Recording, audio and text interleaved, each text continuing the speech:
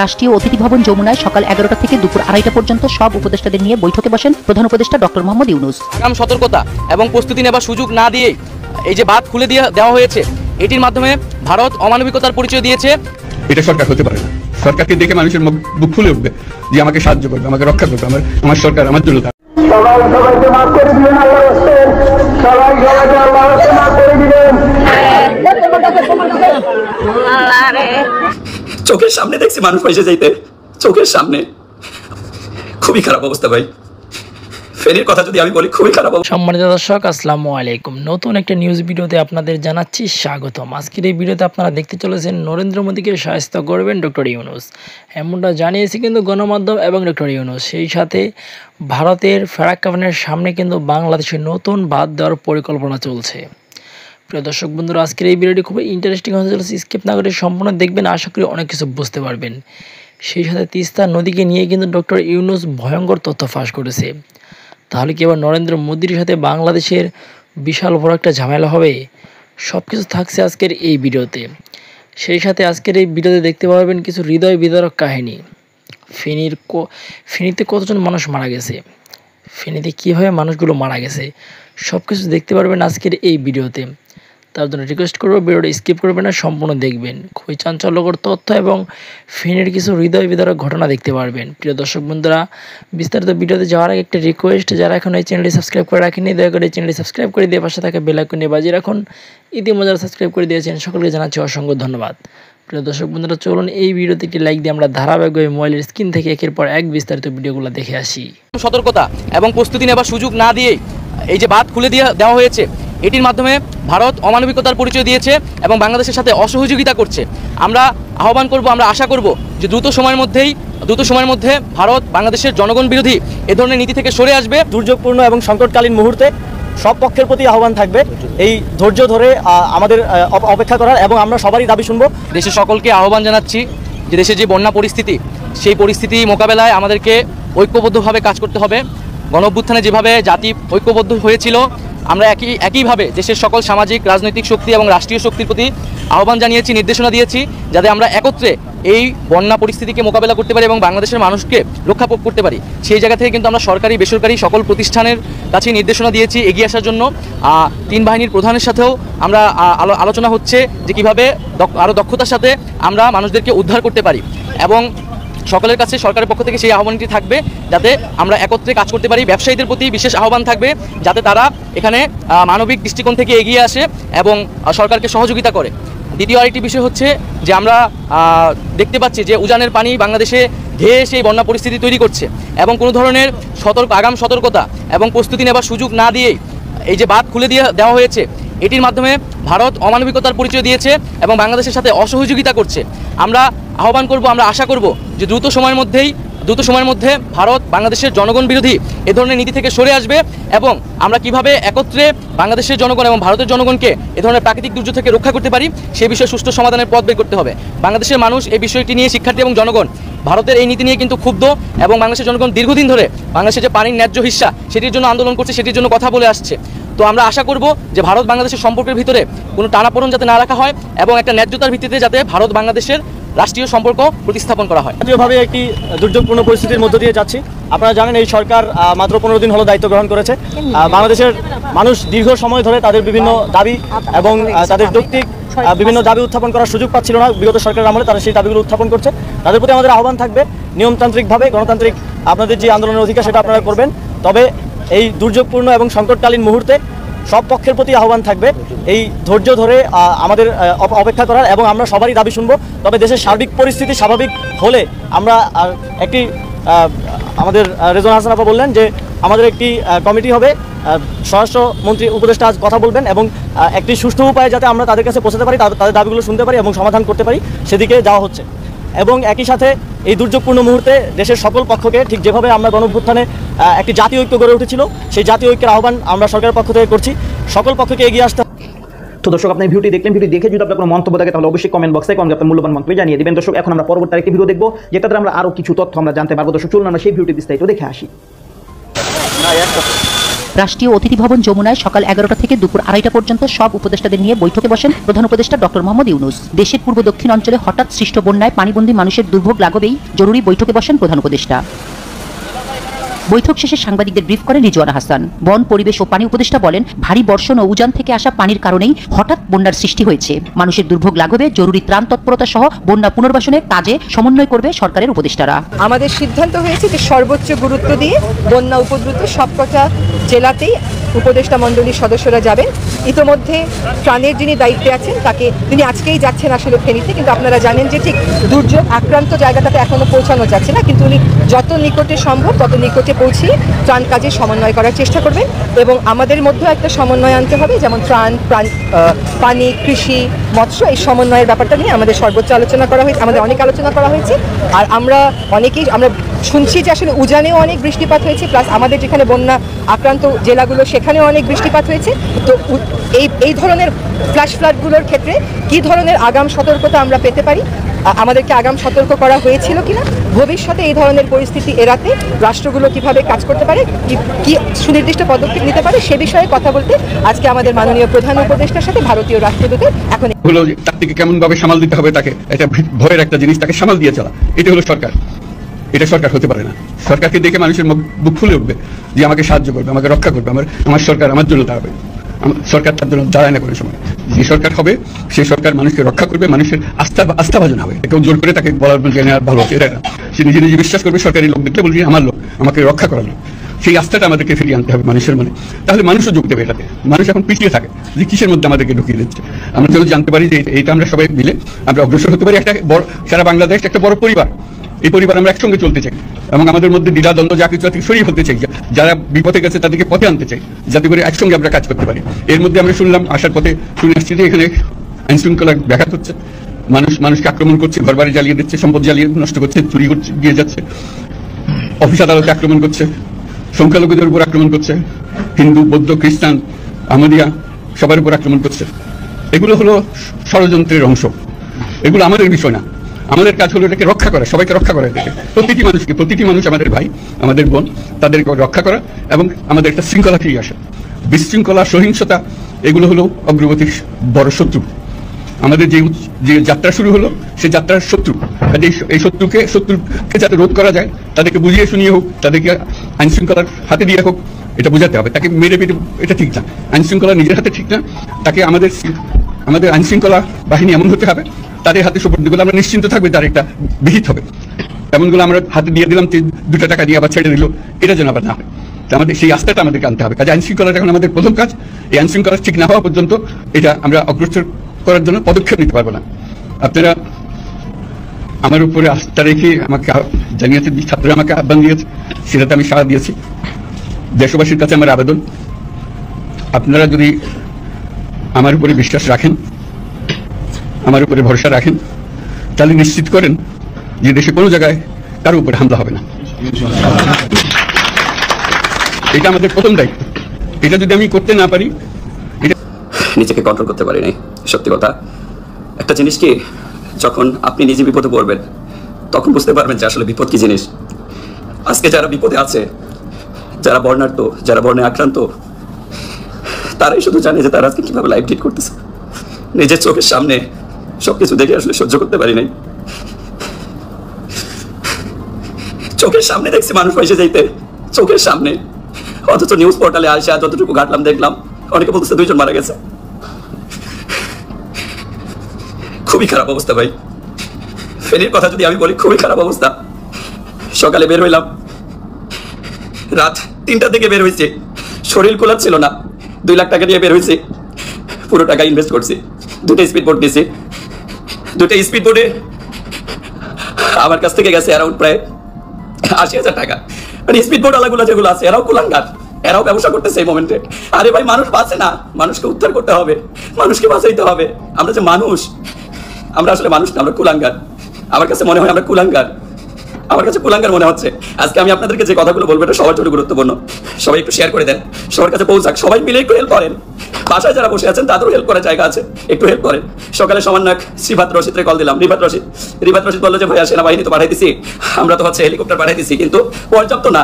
লক্ষ লক্ষ মানুষ বিভিন্ন জায়গায় আটকানো, কুমিল্লার 14 গ্রামের পানি আলহামদুলিল্লাহ রাস্তা থেকে নেমে গেছে। আমি আসার পথে দেখছি রাস্তা থেকে নেমে গেছে। আমি কুমিল্লাতে অনেক সময় ধরে স্টে করছিলাম, কিন্তু আসলে সবকিছু আমাদের সক্ষমতার বাইরে, অনেক কিছু আমাদের সক্ষমতার বাইরে। আপনারা দেখছেন কত মানবতার ফেরিওয়ালা, একটারও দেখছেন এই এত রাত্রে বের হয়েছি। আমি একটু আগে বাসায় বের হয়েছি, আমার তো বাসার মানুষরা ভেবে নিচ্ছে যে আমি মনে হয় পৌঁছাবো না, কিন্তু আল্লাহর অশেষ রহমত, আমি গাড়ি নিয়ে গেছিলাম। আমি আবারও বের হব, আমি 2টার দিকে আবারও বের হবো। আমার 2টা গাড়ি আমি সিদ্ধান্ত নিয়েছি, একটা অলরেডি রকমারিতে আমি দিয়ে দিচ্ছি। একটা গাড়িতে আমার যত টাকা পাবো আমি পুরোটা ইনভেস্ট করবো। আমার টাকা দরকার নাই, আমি মানুষ বাঁচাইতে চাই। আমার মানুষ বাঁচুক, আমার ভাই বাঁচুক, আমার কলিজার ভাই বোনরা বাঁচুক। আমি তাদের এই রিস্কি টাইম দেখতে চাই না ভাই। সরাসরি গেলে বুঝতে পারতেন যে আসলে তারা কিরকম বিপদে আছে। তাদের বিপদ আসলে সহ্য করার মতো না। অনেক ছোট ছোট শিশু, এখন এমন একটা মোমেন্ট আসছে, কালকে রাত থেকে আজকে রাত পর্যন্ত অনেকে না খেয়ে আছে, অনেক জায়গায় ত্রাণ পর্যন্ত পৌঁছানো যাচ্ছে না। তাদের কাছে যদি ত্রাণ পৌঁছানো না যায় অনেক শিশু মারা যাবে, অনেক শিশু মারা যাবে। এই শিশুগুলো খাবার পাচ্ছে। এমনও কিছু মানুষ আছে যাদের বয়স মনে করেন মোটামুটি 5 বছর, 6 বছর, 7 বছর, 8 বছর, 10 বছর, 12 বছর। এরা টানা নাগাতার কিভাবে 8 ঘন্টা, 10 ঘন্টা, 12 ঘন্টা না খেয়ে থাকতে পারে আমাকে বলেন। আমি কোনো তেমন কিছু নিয়ে যাইনি, হালকা কিছু পানি নিয়ে যেতে পারছি। এখন সিদ্ধান্ত নিয়েছি রাত 2টার থেকে বের হবো, আল্লাহ যদি বাঁচায় রাখে। আমি আরো 2 লাখ টাকা নিয়ে রেডি আছি। জানি না 2 লাখ টাকা দিয়ে কত কিছু কিনতে পারবো, কিন্তু এই 2 লাখ টাকা দিয়ে আমি এখন আপাতত মানুষের পেটে যদি একটু পরিষ্কার পানি ঢোকে, স্যালাইন ঢোকে, আর যদি একটা করে কেকও খায়, তাও হয়তো 6 ঘন্টা করে তারা স্টে করতে পারবে, 6 ঘন্টা করে তারা বাঁচতে পারবে। ভাই, ও ভাই, আপনিও মানুষ, আমিও মানুষ। আজকে আমার ভাইরা বিপদে, আপনি বাসায় বসে আছেন। এটা আসলে হয় না ভাই। আজকে ওই বিপদটাই আমি পড়তে পারতাম, আপনি পড়তে পারতেন। আজকে এই বিপদটা আমাদের সবার। আমরা সবাই মিলে এই বিপদটা যদি মোকাবেলা না করি, আমরা কখনো এই বিপদ মোকাবেলা করতে পারবো। কুমিল্লার পানি কিছুটা নেমে গেছে, কিন্তু বিশ্বাস করেন ফেনীর অবস্থা খুবই বাজে। এখনো কিছু কিছু জায়গায় পানি বাড়তেছে। খুবই খারাপ অবস্থা ভাই, খুবই খারাপ অবস্থা। আমি শুধু রিকোয়েস্ট করবো, আমি 2টা থেকে বের হবো, মিরপুর 10 থেকে। কারো যদি সাথে থাকে লাইফ জ্যাকেট, যদি আশেপাশে কেউ পান, লাইফ জ্যাকেটগুলো আমাকে কিনে দেন। আমি মিরপুর 10, আমার নাম্বার দিয়ে দিচ্ছি, দেখেন আমার ক্যাপশনে আমি আমার নাম্বার দিয়ে দিচ্ছি। সবাইকে একটু শেয়ার করে দেন, সবার কাছে পৌঁছানো দরকার। এই মোমেন্টে আসলে আমাদের কি করা দরকার? এই মোমেন্টে আসলে আমাদের যা করণীয় সেটা হচ্ছে, আসলে গাড়ি এত বেশি ঢুকতেছে, অনেকে হচ্ছে দেখার জন্য গেছে ভাই, দেখার জন্য। আসলে ওখানে গিয়ে লাভ আছে? দেখার জন্য গিয়ে লাভ নাই। ওখানে কি দেখে আপনি কি করবেন? ওখানে আপনি যদি সবাইকে হেল্প করতে না পারেন, আপনি যদি হেল্প করার উদ্দেশ্যে না যান, তাহলে আপনার যাওয়াটা পুরোটা বৃথা। আপনি বরং জ্যাম লাগায় পুরো জায়গাটাকে খুব খারাপ সিচুয়েশনের মধ্যে পরিণত করতেছেন। এমন কিছু রাস্তা পুরো ব্লক হয়ে গেছে, যাওয়া যাচ্ছে না। পেছনে সেনাবাহিনী যাবে, যাইতে পারতেছে না। পেছনে স্বেচ্ছাসেবীরা মনে করেন স্পিড বোট নিয়ে যাবে, স্পিড বোট নিয়ে যেতে পারতেছে না। আমি 2টা স্পিড বোট 40-80 হাজার টাকা দিয়ে নিয়ে রাত 12টা পর্যন্ত আমি 2টা নিয়ে যতটুকু পারছি হেল্প করার পর, আমি আরো 2টা স্বেচ্ছাসেবীরে বলছি যে ভাই তোমরা এখন যতটুকু পারো হেল্প করো, রাত 12টার পরে তাদেরকে জমা দিতে হবে। তো দর্শক, আপনার ভিডিওটি দেখলেন, ভিডিও দেখে যদি আপনার কোনো মন্তব্য থাকে তাহলে অবশ্যই কমেন্ট বক্সে আপনার মূল্যবান মন্তব্য জানিয়ে দেবেন। দর্শক, এখন আমরা পরবর্তী একটা ভিডিও দেখবো, যেটাতে আমরা আরো কিছু তথ্য আমরা জানতে পারবো। দর্শক, আমরা সেই ভিডিওটি বিস্তারিত দেখে আসি। মাত্র যখন নিচে তখন থেকে রাত 12টা পর্যন্ত তাদেরকে আমাকে 40,000 টাকা দিতে হয়েছে। অথচ এই স্পিড বোট তারা চাইলে সরাসরি এমনি দিতে পারে, কিন্তু দিচ্ছে না কেউ। সো যত টাকাই লাগুক, টাকার থেকে এখন টাকায় লাভ নেই। আমরা সবাইকে হেল্প করবো, সবাইকে আমাদেরকে হেল্প করতে হবে। এছাড়া আর আমাদের কোনো কিছু করণীয় নাই ভাই, বিশ্বাস করেন। যারা কান্না করতেছে, এদের কান্না আর্তনাদ আসলে সহ্য করার মতো না। অনেক মাইকিং করা হচ্ছে, আমাদের সবাইকে মাফ করে দিও। জানি না দেখা হবে কিনা। এরকম সিচুয়েশন চলতে থাকলে হয়তো একজন পরিবার আরেকজন পরিবারকে দেখতে পারবে কিনা, এরকম একটা সিচুয়েশন। খুবই খারাপ অবস্থা, খুবই খারাপ অবস্থা। তবে আমাদের যারা সমন্বয়ক আছে, এরা হচ্ছে অতপ্রতভাবে হেল্প করছে। এরা অনেকগুলো স্পিডবোট নিয়ে যাওয়ার ব্যবস্থা করছে। এরা ঢাকা বিশ্ববিদ্যালয়ে যতগুলো ত্রাণ উঠছে, ত্রাণগুলো নিয়ে যাওয়ার ব্যবস্থা করছে। এখন ইনিশিয়ালি আমাদের যেটা করণীয়, 3টা করণীয়। 1 নম্বর করণীয় হচ্ছে, ভাইয়া আমার মাথার পেছনে প্রচুর ব্যথা করতেছে। আমি রাত 3টার দিকে বের হয়েছি, একটু আগে বাসায় আসছি, ঘুমাতে পারিনি। আমার 2 ঘন্টা মিনিমাম রেস্ট দরকার, তা না হলে আমি নিজে টিকতে পারবো না। এখন আমাদের 3টা জিনিস করণীয়। এই 3টা জিনিস সবার কাছে পৌঁছে দিতে হবে। যারা আছেন সবাই একটু শেয়ার করে দেন, সবার কাছে পৌঁছায় দেন। 1 নম্বর হচ্ছে, ইনিশিয়ালি কিছু মানুষ এখন না খেয়ে মরে যাবে, বিশেষ করে যারা শিশু, যাদের বয়স 10 থেকে 12 বছর বা 15 বছর। এদেরকে বাঁচাইতে গেলে এদের কাছে আমাদের যে কোনো মূল্যে জীবন বাজি রেখে আমাদেরকে ত্রাণ দিতে হবে। ত্রাণ ছাড়া এরা কখনোই বাঁচতে পারবে না। বিকজ কালকে রাত থেকে আজকে রাত পর্যন্ত আপনি হিসাব করেন, তারা না খেয়ে আছে। কিভাবে রান্না করবে? পানি আর পানি, কোথায় রান্না করবে, কিভাবে খাবে? সো কালকে রাত থেকে আজকে রাত পর্যন্ত যদি আপনি চিন্তা করেন, অ্যারাউন্ড প্রায় 20 ঘন্টা ধরে একটা বাচ্চা কখনো না খেয়ে থাকতে পারে না। তাদের কাছে যে কোনো মূল্যে আমাদেরকে খাবার পৌঁছাতে হবে। একটা রুটি হইলো বা একটা কেক হইলো তাদের কাছে পৌঁছাতে হবে। আপনি যাদের কাছে চিরা আছে, চিরা নেন সাথে, মুড়ি নেন সাথে, আর পানি নেন। আর হচ্ছে সাথে আমাদের যেটা নিতে হবে স্লাইন, কারণ তাদের কাছে পানি নাই। আর এই ঘোলা পানি ভাই খাওয়া যাবে না। এই ঘোলা পানি খাইলে মানুষগুলো রোগে আক্রান্ত হয়ে মারা যাবে। সেই ঘোলা পানি থেকে বাঁচানোর জন্য আমাদেরকে এখন পানি নিয়ে যেতে হবে। আপনার যদি সক্ষমতা না থাকে, বোতলে আপনি আপনার যে বাসায় পানি আছে, বিশুদ্ধ পানি, এই পানিগুলো ভরেন, বোতলগুলো ভরে নিয়ে যাওয়ার ব্যবস্থা করেন। আপনি যতটুকু পারবেন হেল্প করেন। মানুষ আমাদের সাধ্যের মধ্যে নাই, সেনাবাহিনীরা যতটুকু পারতেছে হেল্প করতেছে, কিন্তু আমরা সবাইকে যদি হেল্প না করি। আরেকটা রেড অ্যালার্ট হচ্ছে ভাইয়া, শুধুমাত্র এখন ফেনী না, আমার বাসা থেকে কল দিচ্ছে, উত্তরবঙ্গের তিস্তা ব্যারেজের আশেপাশের অবস্থা খুব খারাপ, কুড়িগ্রাম, নীলফামারী। তারপর প্রথমেই সারা বাংলাদেশের জন্য দোয়া, আল্লাহ যেন আমাদেরকে এই পরিস্থিতি থেকে হেফাজত করে। আপনারা সবাই সচেতন থাকবেন, যার যতটুকু এবিলিটি আছে বন্যার্ত মানুষদের পাশে আপনারা দাঁড়াবেন, নিজ নিজ এলাকার মানুষদের পাশে অবশ্যই দাঁড়াবেন। তো এই মুহূর্তে বন্যার পরিস্থিতির পাশাপাশি আপকামিং যে ঘটনাগুলো ঘটতে যাচ্ছে সেটার প্রথম শক্ত অবস্থান দেখলাম আমরা এত বছর পর। যে কাজগুলো আমাদের অতীতের রাজনৈতিক সরকারগুলো করতে পারে নাই, অন্তর্বর্তী সরকারের যিনি একজন উপদেষ্টা আছেন তিনি সেই কাজের দিকে এবার মনোযোগ দিয়েছেন। মানে বাংলাদেশ সরকার এবার এই ইস্যুটাতে শক্ত অবস্থান প্রকাশ করছে। বাংলাদেশের পরিবেশ এবং জল উপদেষ্টা যিনি আছেন তার অবস্থানটা কি জানাচ্ছি, ডক্টর ইউনূসের সরকারের তিস্তা চুক্তি দীর্ঘদিন যাবত এগুলো শুনছি, খালি ভারত বাংলাদেশের মধ্যে এত ভালো সম্পর্ক, বৌজামাই সম্পর্ক, এটা সম্পর্ক সেটা সম্পর্কে, কিন্তু ভারত খালি আমাদেরকে মারা দিয়েই গেছে, নিয়ে গেছে, দেওয়ার জন্য কিন্তু কিছুই ওইরকম দেয়নি। তো এবার আমাদের অধিকারটা আদায় করার টাইম এসেছে। আর এটা আমি আপনি বইলা তো কাজ হবে না, যারা বলার তারাই বলা শুরু করছে। তিস্তা সহ যে নদীগুলো বইছে ভারত এবং বাংলাদেশের মধ্য দিয়ে, সেই সবগুলোর উপর নিজেদের অধিকার কায়েম করার ঘোষণা দিয়েছে বাংলাদেশের অন্তর্বর্তীকালীন সরকার। এ বিষয়ে ভারত সরকারের সঙ্গে কথা বলার ঘোষণা তো আসলোই। প্রয়োজনে যদি ভারত তাদের স্বৈরাচারী অবস্থান প্রকাশ করে তাহলে আন্তর্জাতিক মহলেও বিষয়টিকে টেনে নিয়ে যাবে বলে জানিয়েছেন বাংলাদেশের অন্তর্বর্তীকালীন সরকারের পরিবেশ এবং জল উপদেষ্টা সৈয়দা রিজওয়ানা হাসান। এর আগে আওয়ামী লীগ সরকার ক্ষমতায় থাকার সময় ভারত এবং বাংলাদেশ সরকারের মধ্যে তিস্তার জল নিয়ে ইতিবাচক আলোচনা হয়েছিল। গত জুন মাসে সেই সফরের পর ভারতের বিদেশ মন্ত্রক জানিয়েছিল পানি বন্টনের বিষয়ে আলোচনার বদলে তিস্তা নদী সংস্কারের বিষয়ে কথা হয়েছিল। ঠিক হয়েছিল ভারত থেকে একটি বিশেষজ্ঞ দল বাংলাদেশে গিয়ে সমীক্ষা চালাবে, তাদের রিপোর্ট অনুযায়ী ভারত বাংলাদেশ মিলে পরবর্তী পদক্ষেপ নেবে। তবে তারপর থেকে পরিস্থিতি অনেকটা পাল্টে গিয়েছে। বাংলাদেশে ক্ষমতার পালাবদলের পর এবার তিস্তা নিয়ে এর আগের আলোচনার কোনো মূল্য নেই আশঙ্কা করা হচ্ছে। আর আমাদের বাংলাদেশের পক্ষ থেকে ওই চুক্তিগুলোতে অনেক ধরনের ফাঁকফোকর ছিল, পলিটিক্যাল অ্যাডভান্টেজ নেওয়ার জন্য যে ফাঁকফোকর ক্রিয়েট করা হয়েছিল, সেখানে বাংলাদেশ আবার নিজেদের যেই দেনা পাওনা বা এই চুক্তিগুলোকে খতিয়ে দেখার বিষয়ে কিন্তু শক্ত অবস্থানে যাচ্ছে। আমাদের বাংলাদেশের পরিবেশ এবং জল উপদেষ্টা বলছেন, মমতা যেভাবে পশ্চিমবঙ্গের মুখ্যমন্ত্রী যেভাবে নিজের দেশের মানুষের কথা চিন্তা করছেন, তিস্তা প্রকল্প নিয়ে এবার আমরাও আমাদের মানুষের কথা ভেবে পরবর্তী সিদ্ধান্ত নিব। তিস্তা পারের মানুষের মতামত নিয়েই এই বিষয়ে কাজ শুরু করা হবে। তিনি বলছেন যে এই বিষয়ে ভারতের সঙ্গে কথা বলবে আপনার অন্তর্বর্তীকালীন সরকার। ভারতের সঙ্গে আমরা বন্ধুপ্রতিম সম্পর্ক রাখতে চাই, কিন্তু প্রয়োজনে তিস্তা নদীর পানি বন্টনের বিষয়টিকে তারা যদি ন্যায্য হিসেবে আমরা না পাই তাহলে আন্তর্জাতিক মহলে নিয়ে যাবে, আর এই বিষয়ে পশ্চিমা সহ আন্তর্জাতিক মহলের পদক্ষেপও চাইবে। তার এই মন্তব্যের পরই দিল্লির কপালে দেখা দিয়েছে চিন্তার ভাঁজ। দ্বিপাক্ষিক বিষয়গুলোতে কোনো তৃতীয় পক্ষের হস্তক্ষেপ বেসিক্যালি দিল্লি চাইবে না, বিশেষ করে এখানে যেহেতু চীন একটা শক্ত ইস্যুতে অবস্থান নেবে। ভারত সফরের পরই যখন চীন গিয়েছিল সাবেক প্রধানমন্ত্রী শেখ হাসিনা, তিনি জানিয়েছেন যে তিস্তা প্রকল্পে সহায়তা করতে সবচেয়ে বেশি মুখিয়ে আছে বেইজিং। তবে তিনি চান এই কাজটা ভারতই করুক। বাংলাদেশের নয়া জমানায় তিস্তা প্রকল্পে চীন যদি নাক গলায় তাহলে তা ভারতের জন্য হয়ে উঠবে টেনশনের বিষয়। এর আগে ভারতীয় হাই কমিশনার প্রণয় ভার্মার সঙ্গে বৈঠকে তিস্তা জলের ন্যায্য হিস্সা চেয়েছে বাংলাদেশের বিদেশ উপদেষ্টা তৌহিদ হাসান। তিনি বলছিলেন যে পানি কম আছে আমরা জানি, এমনকি এক দেশের জন্য যা প্রয়োজন আছে সেটুকু নেই, কিন্তু আছে তো 100 কিউসেক জল যদি থাকে তার মধ্যে 30 কিউসেক আপনারা আমাদেরকে দিতে পারেন না, এভাবে তো এই চুক্তিটা হতে পারে না।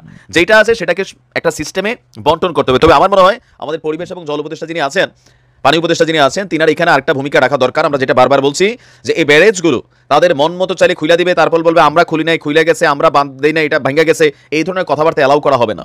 আর এটাকে কাউন্টার করার জন্য তাদের উপর নির্ভরশীল না থেকে আমরা আমাদের জায়গা থেকে একটা বিকল্প চিন্তা করে রাখা দরকার। কারণ তারা বক্তব্য দিয়া দিল যে আমরা খুলি নাই, খুললা গেছে, এখন এই খুললা যাওয়ার খেলাতে তো আমরা বাটে বেড়ে গেছি। সুতরাং আমাদের জায়গা থেকে আমাদের প্রোটেকশনটা কি, আমাদের প্রোটেকশনটা আমাদেরকে রাখতে হবে। যদি তারা খোলে নাই, খুললেও যায়, খোলা পানি আমাদের এখান পর্যন্ত আসার পরে এটা আবার রিভার্স হয়ে তাদের দিকেই যাবে, সেই জায়গাটা নেওয়া দরকার। তারা যদি আবার পরবর্তী সময় তারা আমাদেরটা থেকে বড় বানায়, আমরা আরো বড় বানাবো, এই খেলা দরকার আছে। ফাইনালি একটা জায়গায় এরা আসতে বাধ্য হবে, কারণ ভাই নিচে যে যা খুশি তা করবো, আমাদেরকে তো আর ওইটা নিয়ে কেউ প্রশ্ন করে না, তাই না?